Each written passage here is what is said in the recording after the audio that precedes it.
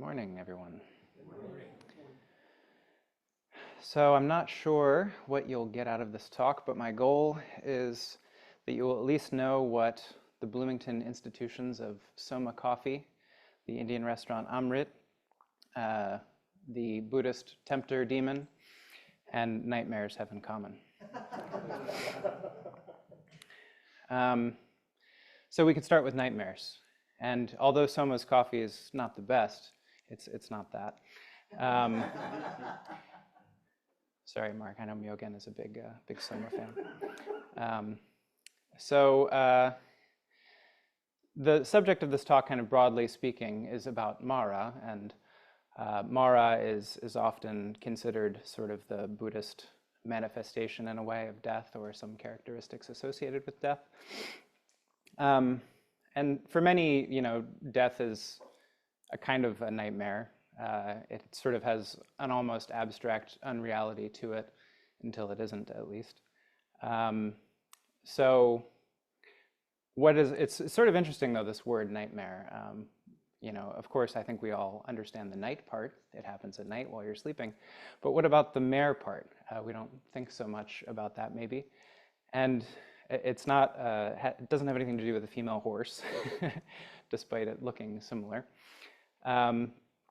So it turns out that this word mare comes from Old English and ultimately sort of Old Germanic roots. And it refers to a demon, actually, who it was thought would come to you in the night and sit on your chest and give you bad dreams. And there are some records in Old English texts of other types of mares. For example, there's a wood mare that appears in the record somewhere. And with many English words that end with a silent E, these E's were often pronounced in Middle and Old English. So it was something like mera or mara, interestingly. And that's actually how that word appears in Scandinavian languages. So this concept exists throughout the sort of Germanic-speaking world. So they also have these demons that they call mara. So I thought that was pretty interesting. So this is part of a kind of broader trend, I guess you could say. In linguistics, especially, so in Indo-European languages, there are very many Indo-European languages that exist, and often they share these roots, and linguists have been able to reconstruct sort of the Proto-Indo-European language by comparing these different things. And it seems that the words that are most likely to be conserved across different languages are ones that somehow express some sort of fundamental concept, something very basic to life. And so perhaps it's no surprise that this root, where the word nightmare comes from and the word mara comes from, means to die, because of course dying is part of the fundamental human experience. So we have a lot of words in English with this root in addition to nightmares. There's also amaranth, the plant, which is named after a mythical Greek plant that was thought never to die. Ambrosia, sort of liquid that you drink to obtain immortality. Immortal itself, the word mortal, so mortal, mara. Manticore, the sort of weird mythical beast, which is thought to kill people. I think it's like the killer of people or something. And you could go on and on. One interesting one is mortgage. I think if we translate it, so it literally means dead bargain. If we called it that, maybe people would be a little more apprehensive about taking out mortgages. So at any rate, yeah, there are a lot of words. And then you can look across languages, and almost every Indo-European language has this root in it. So Sanskrit, of course, Avestan, which is the ancestor of the Persian languages, Hittite, which is the oldest attested Indo-European language, which is pretty fragmentary, so the fact that it's found there is important. Armenian, Greek, Old Irish, Old English, Welsh, Lithuanian, Old Church Slavonic, Russian, Serbo-Croatian, so it's all over the place. So again, I think that this sort of expresses the idea that this is a fundamental concept that people have had to deal with, obviously, since time immemorial.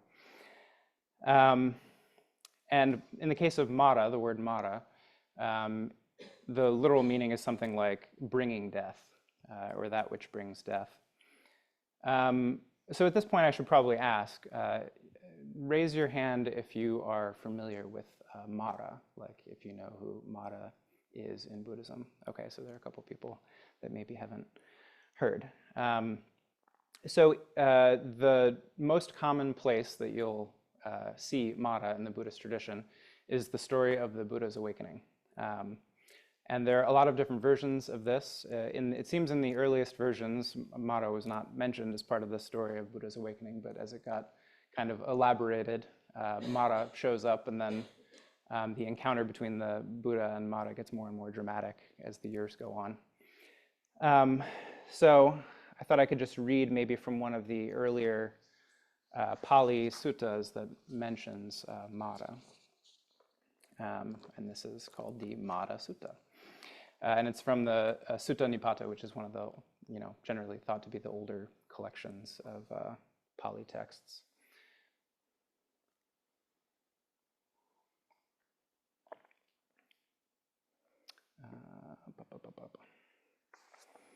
Okay.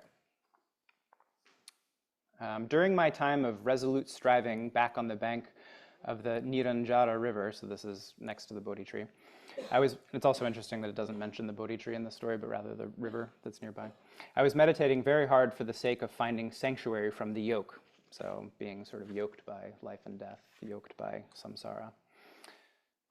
Namuchi approached, speaking words of kindness. So in this case, Mara is first called Namuchi, so he's like sort of seemingly disguised as this person.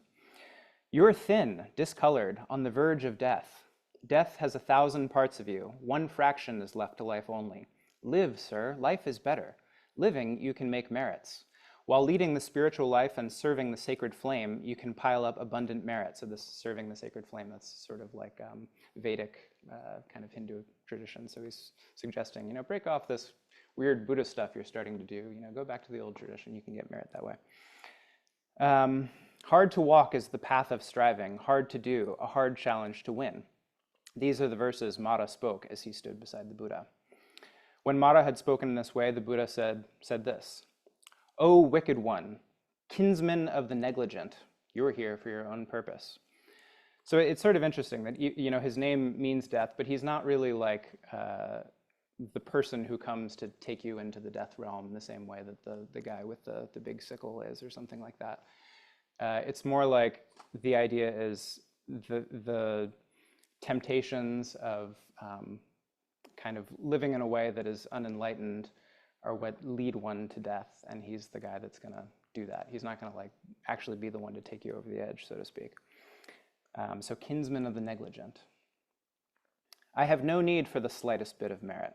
Those with need for merit are fit for Mara to address. So this is this idea that if we're striving for merit, if we want something, if we're desirous of something, that itself we're already in the grips of Mara in that case. We're already sort of marching towards death without addressing the problem of life and death here and now. Sensual pleasures are your first army. The second is called discontent. Hunger and thirst are the third. And the fourth is said to be craving. Your fifth is dullness and drowsiness. As I was sitting in Zazen this morning, I was a little bit tired, and I was thinking Mara had his grips on me after having read this. The sixth is said to be cowardice. Your seventh is doubt. Contempt and obstinacy are your eighth. Profit, praise, and honor, and misbegotten fame, the extolling of oneself while scorning others. So this is your army, Namuchi, the strike force of the Dark One. Only a hero can defeat it, but in victory there lies bliss. So this idea of an army is used metaphorically here to refer to what tricks Mara is going to use to try to take you away from the path towards awakening. But in later versions of the story, it's actually a more literal army. Like he has all these kind of demons that are often depicted with him. He's usually up on this elephant with many arms, and he has daughters that he sends to try to tempt the Buddha in various ways. So in this early version, it's sort of just a metaphorical army, but it becomes a literal one in later versions. So then the Buddha continues, "Let me gird myself. So what if I die? I'd rather die in battle than live on in defeat. Here, some ascetics and Brahmins are swallowed up, not to be seen again, and they do not know the path traveled by those true to their vows. Seeing Mara ready on his mount, surrounded by his bannered forces, I shall meet them in battle. They'll never make me retreat. So he basically stands up to these temptations. You know, he's like, I'm not gonna be distracted. I'm just gonna do what I'm here to do, which is to sit until I understand this matter of life and death, which is what he accomplished in his awakening. Some of the things that are interestingly absent from this version. So one of the ways that this is very often depicted in Buddhist imagery is often the Buddha will take his right hand and touch the ground. So in later versions of the story, Mara says to him, "What right do you have to be here, you know, doing this?" And you know, the Buddha says something like, "You know, well, I've accumulated all this merit over the generations, all these lifetimes." And you know, Mara said, "Well, who can bear witness to that? You know, you could just be lying." And so he touches the earth, saying, "You know, the earth itself bears witness to my generations of practice." And it's sort of at that moment that he kind of wins. And then also, as I mentioned, Mara's daughters are a prominent part, and his daughters, I think, have their names are like Desire and Thirst and something else, you know, different bad qualities, kleshas that we don't want to have. So that's the sort of general account of Mara that you'll see is sitting under the Bodhi tree. But in the sort of vast collection of texts that exist in Buddhism, Mara crops up all over the place. There are set phrases, you know, all the time that are used where the Buddha says, you know, this world with its gods and maras and so forth, you know, is a regular phrase. There are whole sections of the Pali Canon dedicated to Mara and different ways that he kind of tries to come back and tempt the Buddha or his followers. There's an interesting one where Maudgalyayana, which is one of Buddha's prominent disciples, who later in the Mahayana tradition it said goes into hell to rescue his mother, and that's the basis for the Chinese Ghost Festival, which is in turn the basis for Obon, which is a really important Japanese Buddhist holiday, kind of like Halloween in a way, I guess. But this person, Maudgalyayana, Mara goes into his stomach and causes him to have like an upset stomach. And you know, it's distracting him, and he's like, "I know you're in there, Mara," and then he comes out and recounts this whole story of how in a previous life he, Maudgalyayana, used to be a Mara himself, and he tells the story of how the Buddha in that age defeated him. He recounts that, you know, he tried first getting all of the local people to harass the Buddhist practitioners, and then the Buddha of that age said, "Oh, well, you need to practice loving kindness meditation so that you're, you know, positively inclined towards them even though they're attacking you." And then Mara comes back and he's like, "Ah, man, this is not working. Let me switch it up." So he decides to make all the people really nice to the Buddhists instead. And then the Buddha of that age says, "Oh, well, you need to meditate on death and the corruption of the body and the fact that you're going to die, so you're not too like taken in by this kindness." And then finally, Mara gets really frustrated and throws a rock, or gets someone to throw a rock at one of the practitioners' heads.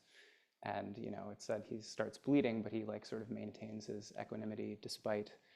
And there's a sort of interesting episode where the practitioner is sort of not distracted by this, and the Buddha just sort of looks around over his shoulder at Mara. It said sort of like an elephant looking back, as if to say, like, really, you know, you're throwing rocks now.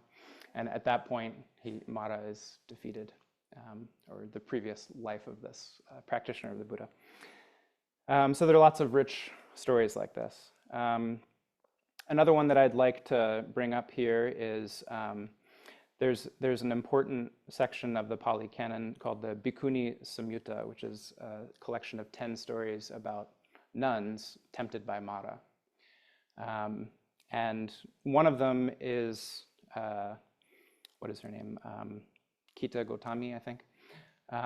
There's a famous story where this woman loses her child, but she sort of refuses to believe that it's really dead.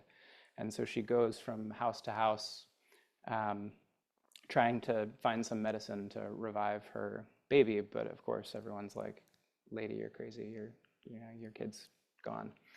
And finally, she goes to the Buddha, and the Buddha says, "Sure, no problem. I can bring your baby back to life. You simply need to go to a house and collect a mustard seed from a household that's never experienced death." And so you can kind of see where this goes. She goes and says, "Oh, do you have a mustard seed?" And they're like, "Oh yeah, of course, we've got mustard seeds." "Oh, and you haven't experienced any death in your household, right?" And they're like, "Oh no, we definitely have."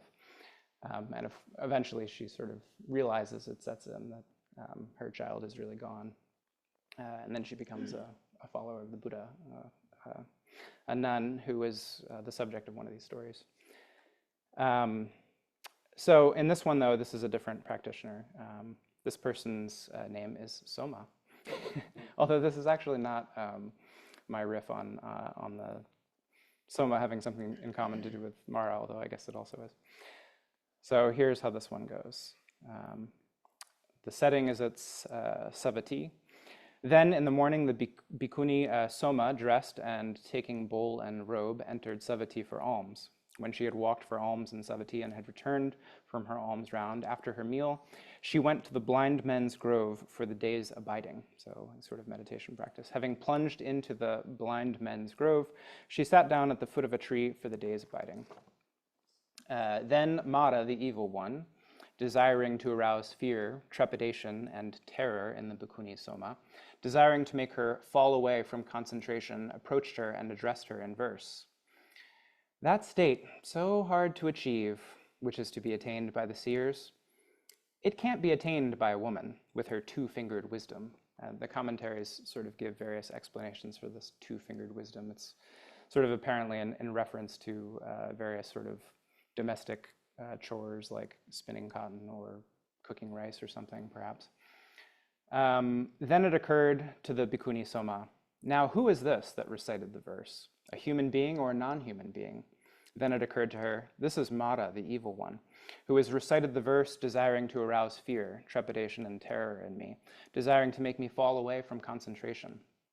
Then the bhikkhuni Soma, having understood this is Mara, the evil one, replied to him in verses. "What does womanhood matter at all when the mind is concentrated well, when knowledge flows on steadily, as one sees correctly into Dharma? One to whom it might occur, I am a woman, or I am a man, or I am anything at all, is fit for Mara to address." Then Mara, the evil one, realizing the bhikkhuni Soma knows me, sad and disappointed, disappeared right there. So, of course, part of our practice is to, understand the emptiness of all things and the truth of no self, that, the self that we have is impermanent and we're interconnected with everything else in the universe. So this notion of being a man or a woman or anything at all, as she says, is really irrelevant to this practice.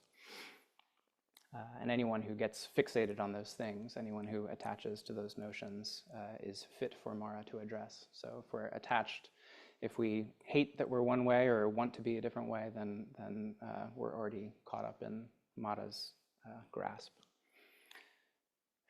So if Mara, represents death, and the Buddha is said to have overcame him, in multiple episodes, and his students do as well, then why does the Buddha still die? How do we understand this? The first teacher that I practiced with was, he would give sort of these like poetic kind of talks sometimes. And he was fond of likening Zazen to ambrosia and amorita, he would say. So as I mentioned, ambrosia is this drink of immortality, and amrita is the Sanskrit version of this. And the restaurant Amrit is the Hindi version of amrita. So when you go to Amrit, you might obtain immortality. So what does it mean to be deathless in this way? Um, so here is another sutta sort of on this topic. And this one's called the Amata Sutta. So this Amata is the same as Amrita. It's the Pali version of that Sanskrit word. So it means the sutta on the deathless. So again, it's at Savati. For some reason, Mara and death are particularly tied in with Savati, it seems, because it seems these are always set there. So bhikkhus, dwell with your minds well established in the four establishments of mindfulness. Do not let the deathless be lost on you. In what four? Here, bhikkhus, a bhikkhu dwells contemplating the body in the body, feelings in feeling, mind in mind, phenomena in phenomena, ardent, clearly comprehending, mindful, having removed covetousness and displeasure in regard to the world. Dwell, bhikkhus, with your minds well established in these four establishments of mindfulness. Do not let the deathless be lost on you. So I think you could paraphrase, I mean, it's already a short sutta, but you could paraphrase it further and say something like, Zazen is the deathless state. When we're sitting in Zazen, we're beyond dichotomies, right? I mean, they're there, but we're also beyond them at the same time. We're not fixated on desires and attachments. And in that state, we're sitting beyond this duality of life and death. So in that sense, Zazen itself is an expression of the deathless. Obviously, we're still subject to decay. Like everything else, we will die eventually. But through this practice, we can understand our fundamental interconnection with everything, which itself is, in a sense, deathless, because through this world of interconnection seems to go on regardless of any little piece of it breaking down. Uchiyama Roshi wrote this book of poems that was published for our 10th anniversary. I pulled this out. I haven't looked at it in a while, and was reminded that I've been hanging around Sanshinji for over 10 years now. So he wrote a series of poems on life and death. And there's one in here that I'd like to read that's sort of related to this topic. Some of you have probably heard this. Though poor, never poor. Though sick, never sick. Though aging, never aging. Though dying, never dying. Reality prior to division, herein lies unlimited depth. So all of these things that we normally don't like, being poor, getting sick, getting old, dying, are all acknowledged but simultaneously negated. So all of these things we're still subject to. We will all, well, maybe we won't all be poor necessarily, but we all will get sick, get old, and die. But if we change our view to the reality prior to divisions, that is Zazen, we can also see this other side, that through interconnection, through emptiness, there is no dying, no aging, no sickness. There is and there isn't simultaneously. So herein lies unlimited depth. And I think you see this notion frequently in Buddhism, because this idea of Amrita, of the deathless, is sort of an ancient Indian concept. So, they, I think, had to conceptualize of, how for us, obviously, this isn't about literal immortality. So how do we understand this concept? And this is a good segue to the Mahayana Buddhist understanding of death and Mara, because of course focus sort of shifts as Buddhism develops. In the early tradition, in a sense, the focus is kind of literally on trying to die a final death and not be reborn. So in that sense, Mara is the one who binds us to samsara. Through his temptations and so forth, those things are what cause the karma that binds us to samsara in the early tradition. So for the Buddha that we see in the Pali Canon, the concern is really with overcoming Mara so he can die a final time and not be reborn. But in Mahayana Buddhism, as we know, we take a vow to stay in samsara for the benefit of all beings. Even if we were capable of having parinirvana, so sort of exiting the system of samsara, we would stay in it nonetheless to help others. And in this sense, mara becomes somewhat less important because it's not necessarily a bad thing that we stay in samsara. So the fact that mara is acting on us while still an important consideration in our practice is not so problematic as it was for earlier Buddhists. That being said, mara still comes up all the time in Mahayana texts as well, just perhaps maybe less so. And also this idea of four maras develops. I think it's also in the Pali system, and the four are kind of four different ways of understanding what mara represents. So one is death, so mara as death. One is mara as the five aggregates. So the five aggregates of body and mind are, of course, what bind us to samsara in the early tradition. So it's sort of our desire for stuff out in the world, the tendency of our mind to attach to things. These are what bind us to samsara and thus to death and rebirth, or re-death as it's sometimes described as. And it's because sometimes we think rebirth, oh, that sounds nice, I get to be reborn again. But the way the Indians conceived of it was more like re-death, like you have to keep dying over and over again, which isn't so great.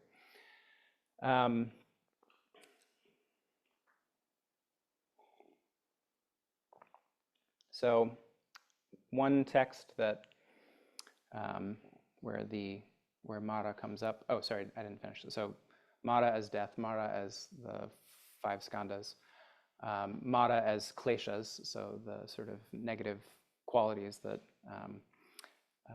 stand in the way of our practice, that are ultimately driven by greed, anger, and ignorance. And then finally, mara as a deity. So mara is also talked about as like a deity who lives in a particular heaven in the sort of Buddhist pantheon. So one place where we see mara in the Mahayana tradition is the Vimalakirti Sutra. If you'd like to read a sort of primary text sutra, I really recommend this one. It's quite readable for what would otherwise be sort of like, I don't know, maybe boring for some people. But this one has some real comedy in it. Basically, the sort of the idea is there's this guy Vimalakirti who's a lay person, not an ordained person, and he's just sort of unstoppably clever and smart, and already knows things really well. And every time the Buddha's retinue meets with him, he kind of schools them.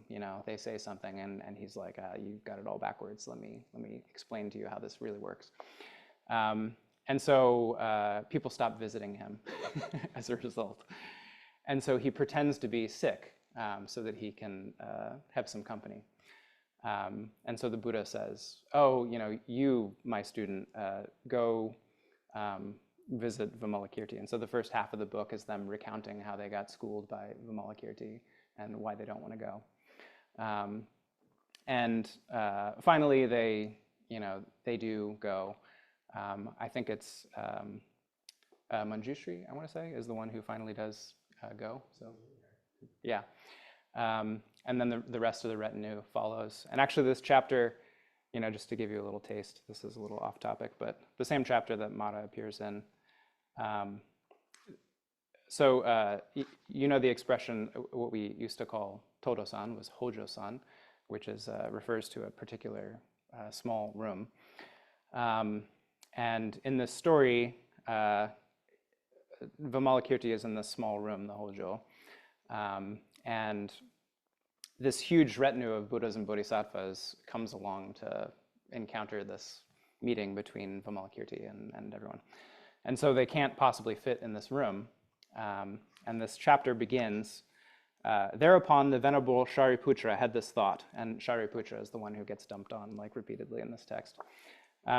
There's not even a single chair in this house. Where are these disciples and bodhisattvas going to sit?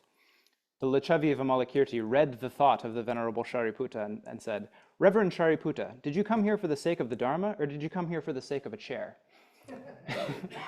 So that's kind of the flavor of it a little bit. So later on in the same chapter, he is talking about Mara. So I think someone says something to the effect of, we need to free ourselves of Mara's grasp. And he says, Vimalakirti says, where the four Maras manifest, yet where all the works of Maras are transcended, there is the domain of the Bodhisattva. So he's preaching about the way a Bodhisattva should be. And he's saying it's not that we need to get rid of Mara, it's rather that we need to live among Maras and transcend them. And this is a very similar, I think Dogen, speaks in pretty much the same way. So in Shobogenzo Maka Hanya Haramitsu, so this is his commentary on the Heart Sutra. Right at the very beginning, he is quoting the text, paraphrasing the text. He says, when Bodhisattva Avalokiteshvara practices the profound perfection of wisdom, the whole body reflects that the five aggregates are totally empty. And as we saw, the five aggregates are one form of Mara, right? The five aggregates are forms, sensations, perceptions, formations, and consciousness. Then Dogen says, they are five instances of wisdom. So this is, of course, very different from the early tradition. So Dogen's not saying that the five skandhas are Mara. He's saying rather that they are wisdom. Because it's only in this world that we can practice. And we can only sort of learn about the path to liberation through experiencing the difficulties of our five skandhas, and we can only transcend them with them. We have to use the five skandhas to transcend the five skandhas. So Dogen says that there are five instances of wisdom. Going back to the Vimalakirti Sutra, Vimalakirti continues, the Maras who play demons in the innumerable universes of the 10 directions are all bodhisattvas dwelling in the inconceivable liberation, who are playing demons in order to develop living beings through their skill in liberative technique. So here we see, we get this totally turned around. So now the Maras are actually bodhisattvas, because it's through delusion. If we didn't experience delusion, we would have no sort of means to overcome it. We would have no motivation to overcome it. So it's only because we have to grapple with Mara that we can develop the skills and ability to overcome Mara. So the emphasis, of course, here is on the non-duality of samsara and nirvana. So the early tradition, as I said, basically says this world is bad and we need to overcome it by exiting it. But the Mahayana tradition says, no, there's really no nirvana outside of samsara. It's only here that nirvana exists. And as Dogen says, it's only through practice that we, practice and awakening are one. So non-duality of samsara and nirvana, the non-duality of life and death. And of course, I think that this idea does exist in the Pali Canon as well. So going back to that text where, the Buddha says that the four foundations of mindfulness, so zazen essentially, one way of loosely thinking about it, is itself the deathless. So right there, practice and then awakening are one. It seems very similar to what Dogen tells us. So to close out, when I picked this topic, I sort of knew that I would have to look at Shobogenzo Shoji, which is life and death, which is near the, well, it's actually, at least according to this version, it's unknown what year it was written. And I was like, oh man, I'm gonna have to read a big Shobogenzo chapter, but I forgot that it's only like one page. So I was relieved.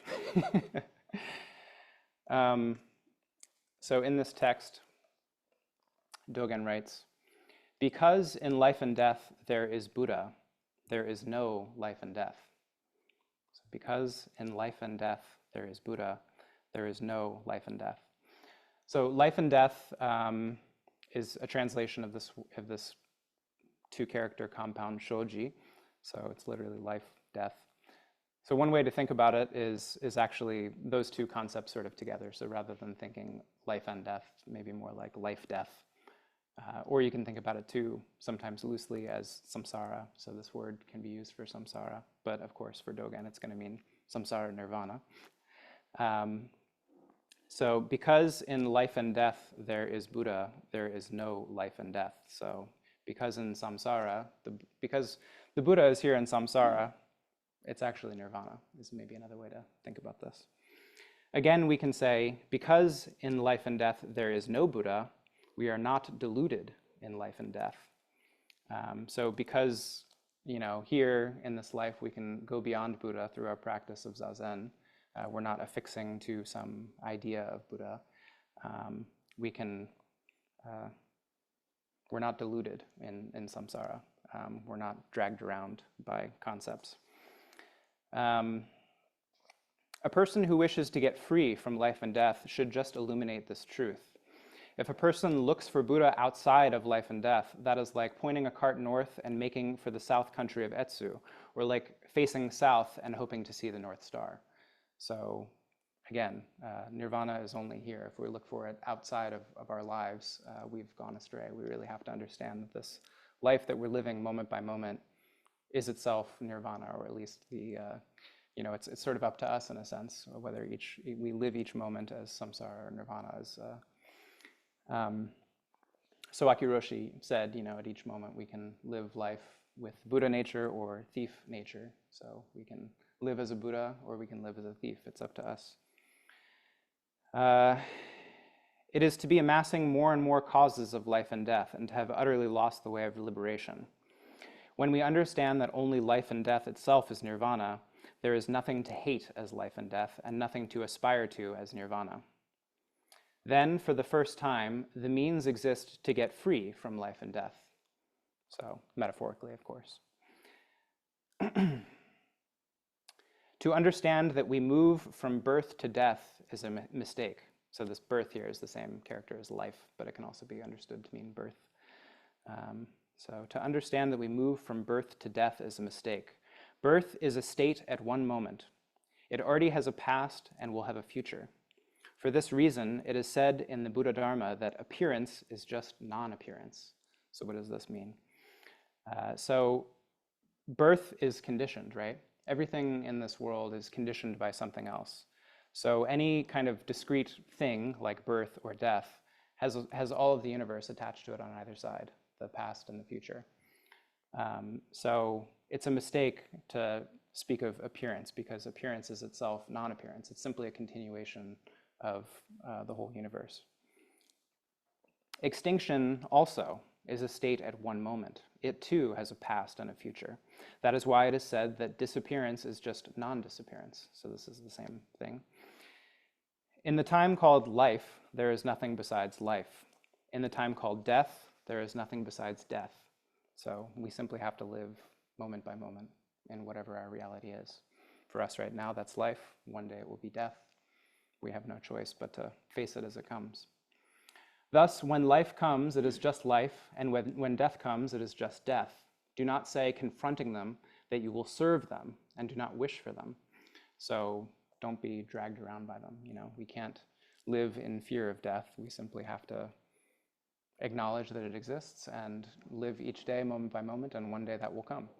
And there's no use fighting against it. There's nothing that we can do. This life and death is just the sacred life of Buddha. If we hate it and want to get rid of it, that is just wanting to lose the sacred life of Buddha. So if we hate life, if we want to die, we're essentially rejecting nirvana. It's right here in front of us already if we cultivate it. If we stick in it, if we attach to life and death, this also is to lose the sacred life of Buddha. So if we, fear death excessively and we can't live in the moment because we're so caught up with death or other concepts, then we're also rejecting this world that is Buddha. We confine ourselves to the condition of Buddha.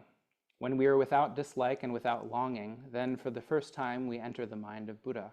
So if we can be free of desire of either thing, of either life or death, if we simply just live while we're living and die while we're dying, then we'll be fine. But do not consider it with mind, and do not say it with words. When we just let go of our own body and our own mind and throw them into the house of Buddha, they are set into action from the side of Buddha.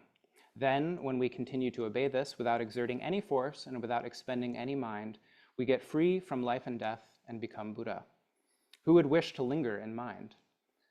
So I think, again, here, this idea of not using words and not thinking about it, we, again, don't want to get caught up in concepts. Again, it's just about really living moment by moment, not talking about it. That's another thing that happens in this chapter, the Vimalakirti Sutra.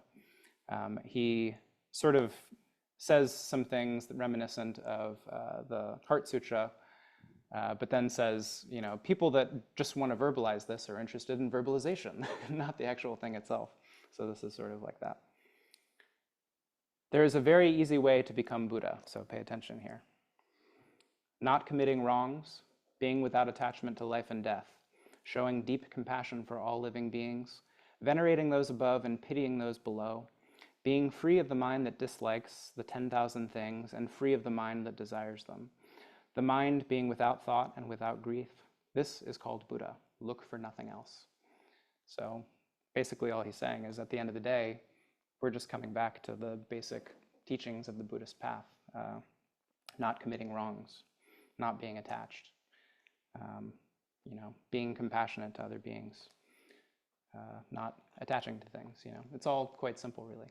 You can philosophize about it ad infinitum, but at the end of the day, we simply follow the Eightfold Path that was laid out a long time ago. So with that, I will wrap up. And if you have any thoughts about death or dying or Mara, I'll be happy to take them. Yes? There's the movie, I don't know if you've seen it, but you'd have The Little Buddha. I actually have not. Oh, you haven't? I'm aware of it. All right, well, in that, there's a story within the story. So part of the story is the monk is reading a child's book about the life of Buddha. And then they have dramatic depictions of the Enlightenment scene. Mm. And Mara is in there. It's part of this plot. And it's interesting, so we have the three temptations of Buddha. And I always found that fascinating that we have the three temptations of Christ and the whole idea of the devil over there. So there's kind of a motif in parallel or syncretism there. But there's a line that I've always wondered about. Maybe you can tell me if this is in a sutra somewhere. So at the point that Buddha defeats Mara, Buddha says something like this, if I get the right words. Architect of my ego, I will not let you rebuild this house. Mm-hmm. So that's the word that Buddha says to Mara. Mm-hmm. Is that in any sutra? Do you know anywhere that line actually shows up, other than in a movie? It doesn't ring a bell for anything that I studied, but it sounds a lot like the Mara as the five aggregates. Yeah. Well, the idea that Mara is sort of his ego. Yeah. Since Mara is represented as the five aggregates, sort of like in a direct sense, that would make sense. If we attach to that ego that we have, then we're in Mara's grasp. So yeah, I hadn't found anything phrased quite like that. That's quite nice phrasing. Yeah, it is a nice phrasing. And of course, you also mentioned that in the Mahayana system, Mara sort of gets transformed a bit, so he's not quite so evil. Mm-hmm. And it reminds you of the origin story of Tibetan Buddhism. When Padmasambhava went into Tibet, he didn't get rid of the demons. He confronted the demons, but he turned the demons into bodhisattvas. Mm-hmm. Yeah, I was really trying to, because I had this recollection of reading a text a long time ago where it said something to the effect of like Mara being in the retinue of the Buddha, listening to one of the Buddha's talks, and I'm sure it exists somewhere, but I couldn't find it. I'm sure it probably exists in multiple places. But yeah, I think it speaks to this idea of it's a different framing of conquering something. When we conquer death in the sense that is described there, we sort of turn it into our student in a sense. It becomes sort of subsumed into our kind of larger practice or system. So I think it's a sensible way of talking about it to me, and one that I quite like. It's sort of, instead of attaching to death or being feared by it, rather, death as sort of something to learn from you, or a Buddha, of course. So yeah. Thank you for your talk, that's very good. Yeah. So I think a lot of what you're raising is about integration, right? Because we want to see Mara as something evil out there, which is not me. And I think a lot of the ways you depicted it today, we can see that it's really very much about, these are my demons and I need to integrate them, right? Yeah. It's not about pushing something away and it's conquering. It's not about stamping on something. It's about sort of integrating it. My actual thing though is, would you give the particulars about your translation of the Vimalakirti Sutra in case people want to find it? Oh, sure. Like who the translator was and how people can, because people may want to get a hold of your text. Yeah, so this one, I'm sure probably multiple translations, but this one is, But if you like that one. yeah, pretty popular. So this is translated primarily from the Tibetan by Robert Thurman, who's Uma Thurman's father, if you have watched Kill Bill. And the title of this version is The Holy Teaching of Vimalakirti, and it has pretty good footnotes, and he does, I think there might be a Sanskrit version of this, and I know he compares it against the Chinese. I'm not sure how good Robert Thurman's Chinese is, but he at least seems to have done some comparative study of it. So, yeah, highly recommend it. Brought to you by. And someone over here, I think maybe Clark had a question. I think I cut him off. Oh, Sing. Sure, yeah, go ahead. I remember in Hinduism they talk a lot about Maya. I think meaning illusion generally. Is there some connection or development from the idea of Maya to Mara? Yeah, that crossed my mind too. I think it's from a different root though, but that is interesting. They sound very similar. But yeah, apparently that the root that Mara comes from is like the Proto-Indo-European, I think is mer, M-E-R. And it also has the meaning of like to rub. So some descendants of it are about like biting things. There are a few in English that have that meaning, but I'm forgetting them offhand. But at any rate, yeah, I don't think that there's a direct connection, but I'm sure you can find out. There's also a Buddhist mother. Yeah. Yes, yeah. So I did think of a pop culture reference, just in terms of living life, with Mara, a 38 Special song, hold on loosely but don't let go. So we live with this, but we don't, Yeah. just something that.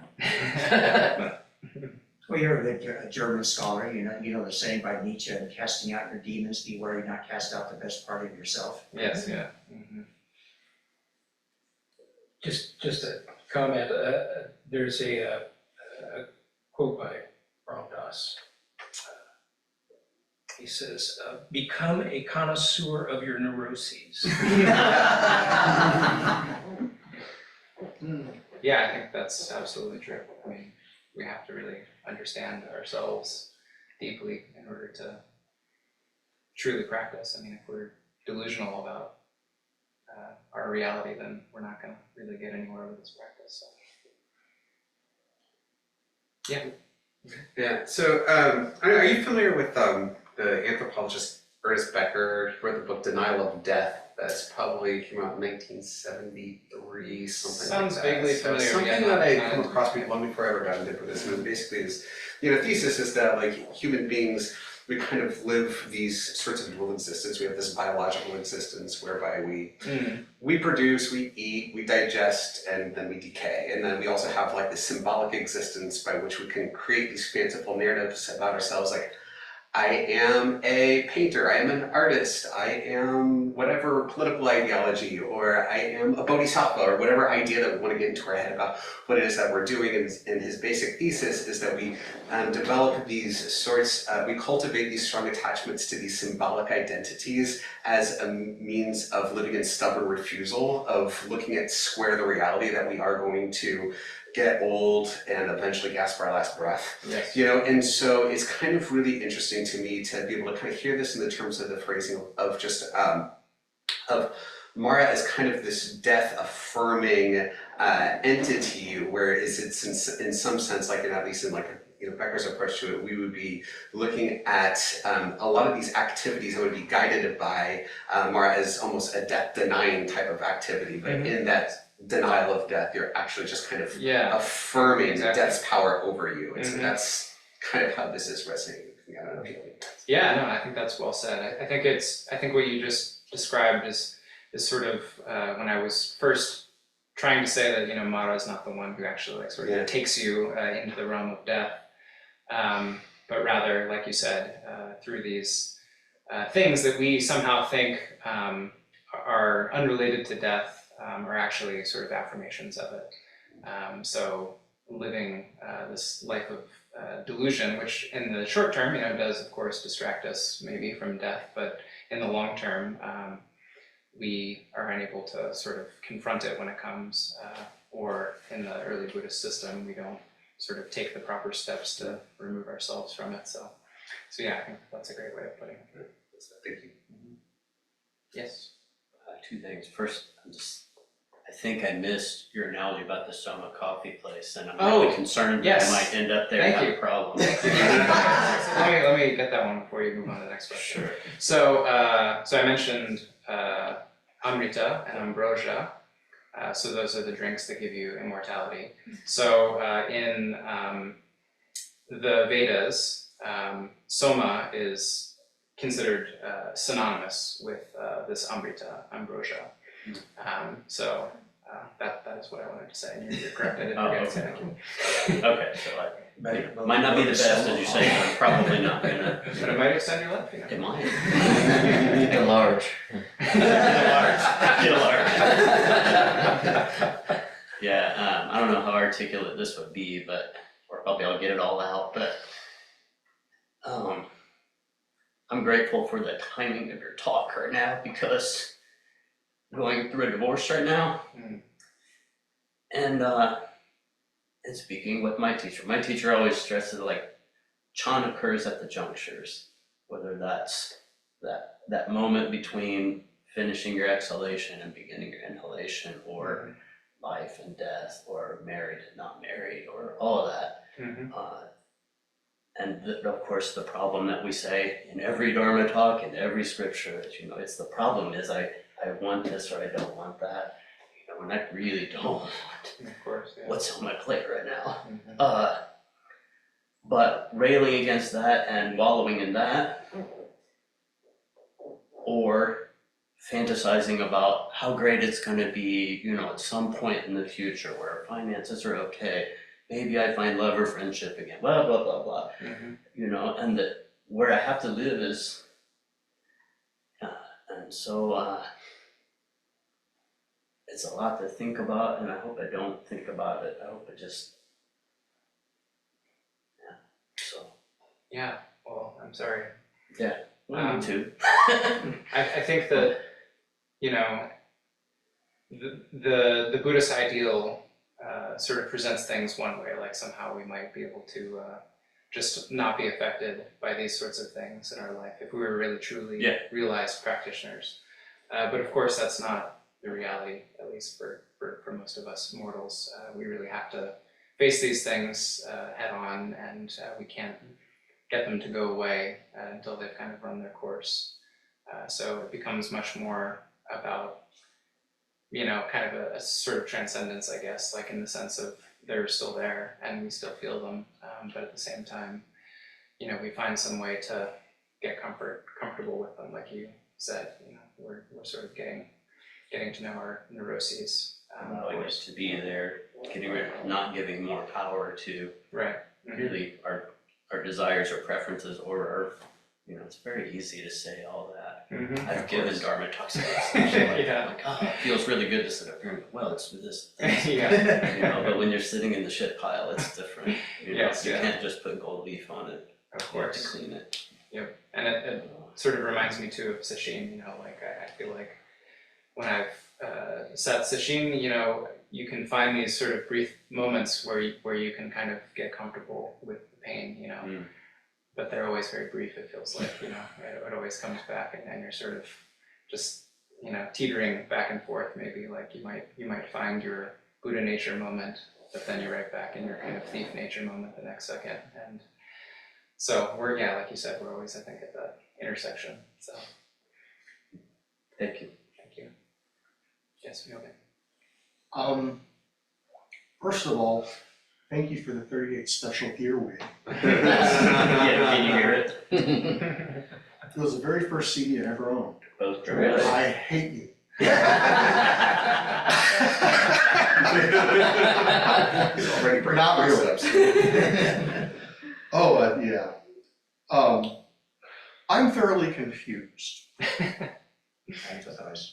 In this total dynamic functioning of dropping body and mind, life, death is here with us, but we get beyond it by staying zazen.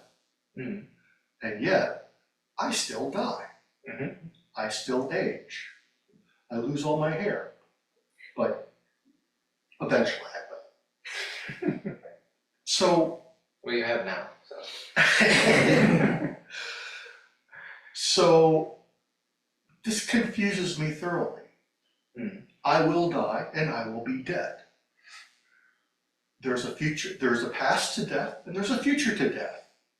I don't see that future of death. I see the past of life and the future of life, but not one of death. Mhm. Can you please help me alleviate some of this confusion? I can try. I mean, I'd say it's the disease of having studied Western philosophy too long, maybe. I mean, he was reading a commentary on Heidegger before coming to this. And it was actually talking about life, death, and everything in it. But of course, I think in Mahayana philosophy, you know, there's always this fundamental division between conventional reality and ultimate reality. So I think what you're saying is true in a conventional sense, of course. We do completely live and completely die here, and there is no deathlessness in the conventional world. This body will 100% break down and die, and that's the conventional truth. But in the sort of Mahayana system of logic, there's also simultaneously a non-contradictory ultimate truth that is going on at the same time, that, you know, is looking at a much bigger picture in which we're simply a very small particle of dust in a huge universal system. Mm-hmm. And in that sense, there is no death. And it's part of our practice to kind of get in touch, I think, with that side of reality. Of course, we can never leave the conventional side. You know, that side will always be true. And our goal, I think, in this Soto Zen practice is not to try to leave the conventional truth, but rather to understand that, you know, understand this contradiction that both the conventional and the ultimate are simultaneously true, and to sort of, I think, bring maybe that ultimate truth into the way we behave in the conventional world is how I understand it. So I don't know if that solves anything for you, but it's the best I can do. Isn't that exactly that poem you read? That's the essence of that poem that you read. I think so, yeah. Mm-hmm. Mm-hmm. So is your question about the future of death, that you just don't see a future for death? Is that your question? Well, there is no future in death because as that I see or that I have. But eventually, if you watch a history or if you go into the history of cosmology, you will see that eventually in billions and billions and billions of years from now, particles will eventually not be able to have multiple positioning. There'll be like a dual position, you'll have that life, but one will go right into the black hole. And then so you have eventual entropy, decay, and total and nothing. Maybe. I mean, you know, that's our best guess from this conventional reality. Yeah. You know, I think the that cosmic rip now, that's more of the recent theory. yeah, I mean, I think that, you know, I wouldn't say I disagree, but we also have no way of knowing what came before the Big Bang or what happens after the Big Bang. I mean, there could be a whole separate system of physics that we just simply don't have access to, you know. So Buddhist physics. yeah. At any rate, I think it's not really so important for us because it's so far outside of our experience that, again, you know, we might be just getting ensnared by Mara if we think too much about that. Good point. It is interesting though that everything is born and everything dies, even the universe. Everything conditioned, is born and dies. But there's that Japanese classic, I think it's called The Unborn. I mean, there's that aspect in our thinking as well. I wonder if the issue here is that, of course, you know, the scriptures and the poems and all that is not really talking about cosmology or theoretical physics or any of that. And also that as we debate life and death and future and past, that's all related to I. Yeah. And so I is born, I abides, I dies. Yeah, yeah. That's the problem. Why can't I figure out why I die and why I do? Because that's not the right question. Yeah. Yeah, I mean, I think the point that you make about the sort of understanding of cosmology being fundamentally different is true. Of course, in the Indian system, you know, there are some surprising parallels with the sort of modern physics view, but they also have the idea that, you know, after everything kind of gets destroyed, it also comes back again and cycles over and over again, which could be true. Who knows? But yeah, I mean, I think at the same time, it's again, you know, there's the famous story of the person shot with the poison arrow. You know the story. So there's a guy shot. You know, the Buddhist telling someone comes to him and asks these sort of cosmological questions. Maybe you've heard this. And it says, you know, where did the universe come from? What will happen to it in the end, et cetera, et cetera. And the Buddha doesn't answer, but he says, you know, this is like being shot with a poisoned arrow, and instead of asking the doctor to, you know, give you the antidote, demanding to know, you know, what wood was used for the arrow, what kind of metal makes the point of the arrow, who shot the arrow, et cetera, et cetera. So the point being is, you know, we can expend a lot of mental energy thinking about those questions, but even if we knew the answers, it wouldn't solve this problem of life and death. We'd still be subject to it. So the Buddha says, rather the important thing is to focus on what we can do to improve our situation, to reduce suffering. So.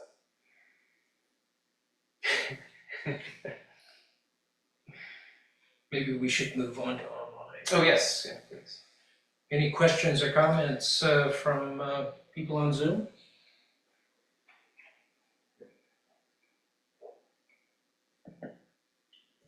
Off the hook. Guess not. Anything else before we wrap up? All right. Thank you, everyone. Thank you.